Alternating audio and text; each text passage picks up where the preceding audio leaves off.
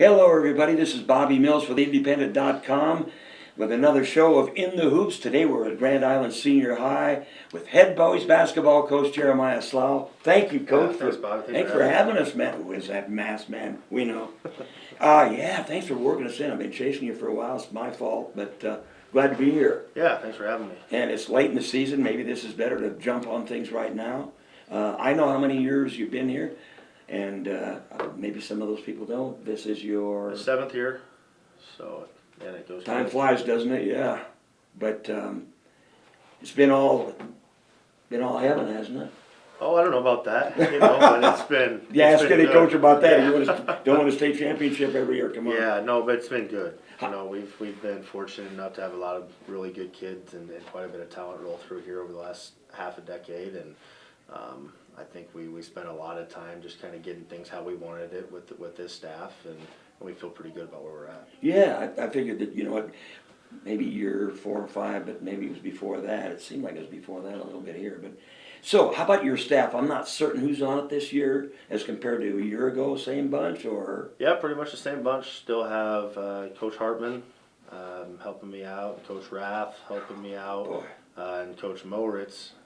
He's a Sutton guy, and so he's been around a lot of success. So I have those 3 guys that kind of help me with just varsity only, and then Alex Fay is my JV coach. Cooper Anthony is a reserve coach, and then Bobby Simpson coaches our freshmen. And then we're very fortunate. We have a bunch of guys that are willing to just volunteer for us. So I have my brother Jordan Slough volunteers. I saw that, man. And a guy named Jordan Clancy, he kind of bounces back and forth from the middle school. He's a PE teacher over at Westridge. So we're fortunate. We got a lot of really good people that want to be a part of it, and I don't have to do a whole lot because they help me out quite a bit. That's good. Well, and they know what you're thinking, right? That's right. Cool. Hey, where's Bobby from? Lions. That's what I thought. Yeah. I had, that name rang a bell. So did the lack of fans bother your kids at the first part of the year or not? I don't know. I mean, probably, a little bit. Just trying to get energy in the gym. That's it. Yeah. You have to create your own energy, and we're probably in a unique situation where a lot of our kids, in fact, most of them hadn't really played in varsity basketball action before. So the type of games that we were playing with limited crowd and not much crowd noise was kind of what they were used to. So in some ways, it was kind of normal. Yeah, I can see that. But man, they get in the good times at Grand Island Senior High, they're romping and stomping, and I feel it. I don't know what the kids do when they get in the heat of battle. Hopefully not, but I'm sure it helps. Do you have a band planned with bands? Are they able to play it? I heard they weren't. Nope, we haven't had anything. We did last week allow some students in, so that was nice. Oh gosh, boy! Got a few more parents and got some students in, so we were able to create a little bit of an environment against Kearney, which was great. It was just fun to have people back in the stands and create that atmosphere for the kids. Have you played a game in the old gym? Or we played a conference tournament game down there just because of scheduling purposes. We had something going on in the West, right. But other than that, no, we haven't. It's just, I don't know. I know how you feel about it when you have that beautiful gym there, man. Why do it? So. And I'm sure you've heard this question before. How tough was it to shape this team when you have a guy that has 18 million Division I scholarships? I think we're counting to 26 now, maybe. How do you shape the team around him that basically had not much experience? It's so tough, man. Yeah, it was difficult. It's probably been one of the more challenging things that I've ever had to do as a coach, just from the standpoint that you're not only bringing in a whole group or a whole new group of kids, but you're also in a weird situation with Isaac being as talented as he is, but then also we're getting different fronts and different looks and coverages from teams every single night. So it's not like you can just come in and install offense, defense with a new batch of kids. You're also trying to teach Isaac, hey, if you see this coverage, this is what we want to look at. Gosh. And so it's been challenging to say the least, especially on the offensive end of the floor. But we have high character kids. They all trust each other. Isaac trusts them, they trust Isaac. And so when you have that type of togetherness, you can kind of battle through some of this adversity, and we're just growing together as a team. Good. I noticed that it's good that you have a kid inside, but the six-year-old boy I think is 6'6", and does that pretty much free up Isaac to go where he wants or not? There's not a whole lot that frees up Isaac, as far as Yeah. far as the look that he's getting, we have some length, in Dylan Sextro and Jacob Nesvara and Tyler Fay, and so we have some guys that have quite a bit of length. We have good guard play. As far as guys that can knock shots down on the perimeter. So we have a good blend around him. It's just really trying to figure out what we can do offensively to maximize Isaac's skill set, but then also get the other guys involved. I know, and that boy, therein lies it's a fine line there, and I don't think what the general public can see. Well, if they're all concentrating on Isaac, why can't they, everybody else be scoring? It doesn't work like that. So it's just not that easy. Or you'd be 19-0. So and your schedule hasn't exactly been easy either. So that had to be pretty cool. That Heartland tournament over there. Were you expecting to do that well? We're the defending hack champions as far as regular season goes, and so we had gotten off to a good start to the season. So we were a little bit slighted probably by what the seedings looked like. We felt like we were a better team than the 7th seed. I did too. So as far as our success throughout the conference tournament there, we kind of did what we expected ourselves to do. Okay, good. A little bit. We actually played really well in the semifinal against Southeast, and they just made a bunch of baskets on us in the fourth quarter and kind of stretched it. But I wouldn't say that we were thrilled with the run. I thought that was kind of what we expected. I'd love to hear that. So, so what about this team that came up? Did any of them have JV experience or be a lot before this? And varsity? Is there any returning experience at all? We had no valuable experience as far as the varsity goes. We did have one kid, Caleb Kostler, that had some varsity experience, and he tore his ACL first practice of the year. So that kind of took away any experience that we did have. The other guys, we had a nice blend of kids that played some JV a year ago. We actually had some guys in our rotation that played strictly reserves a year ago. Yeah. So not only are you bumping up one level, but in some situations we're bumping up 2 levels. And Yeah. when you start looking at the difference in reserve basketball versus varsity basketball at our level, it's incredibly different. But then also, just the way we structure our practices, oftentimes the reserves aren't even practicing, on the same floor as the varsity. So we're teaching habits, we're just trying to teach guys what it takes to compete at this level, especially on the varsity side of things. And then we're trying to do a better job this year as a coaching staff of developing that depth at the lower level so that way we don't continue to have this problem. Sometimes as a head coach you get really worked up and caught up in, okay, these are my 8 guys that I'm playing at the varsity level, and then you don't do a very good job of the maturation process and bringing those other guys along. And I think we've done a much better job of that this year. Good. It is difficult. Coach Tomlin always talks about the vast difference between the top non-varsity players, and when they get out the varsity speed-wise, everything else, that's Class A, folks. Is that exactly true as you said in basketball as well, right? Yeah, absolutely. You just can't hide. No. There's no hiding guys at our level, and so you have to be ready. And our margin for error is pretty small. Yeah. When you're dealing with right now, in our state, we're fortunate that we're loaded with talent. You have Bell West and Billard North, both top 25 teams in the country. Yeah. So our margin for error is really small. We have to be very good on both sides of the ball, and we have to be incredibly disciplined. And so in order for us to compete, we just have to really nail in on the details. And I was looking at the 10-9 record and the teams that have beaten you. I mean, if you throw that Bryan game out, I don't know what happened. You throw it away. 83-40, man. I think I added that up right. I better have a statistician, but could be wrong. That's a tough schedule, man. And you competed well against some of those teams. There had to be good things that came out of that Bell West game, in your opinion, wasn't there? Yeah, for sure. I think this team, for the most part, all year long, has committed on the defensive side of the floor to being special. We're pretty darn good on that side. And when you're talking about things that you can control a lot of things that happen defensively. You can't control whether or not the other team makes baskets, but you can kind of control what those shots look like. On the offensive side of the floor, it's a little bit more difficult, and The ball has to go in for you, and we have to be, you have to have a certain skill set to be able to attack things. And right now, we're just deficient in too many areas against the best teams on our schedule to score at the level that we need to. Yeah. And so we really have to be great defensively. And I think for the most part, in most of our losses, we've been awfully competitive. But at the end of the day, we just haven't been able to score at the level that we need to. That's why I feel so bad about the losses, because it's there. But how many teams in Omaha or Lincoln do you see play defensively, put this much emphasis on defense? I know there's, that's all they want to do is run and gun. They don't play defense. Is this true? I don't know. I'll I'll tell you this. There's a reason why Bellevue West is the #1 team in the state. Yeah. Because they are complete. They play on both sides of the floor.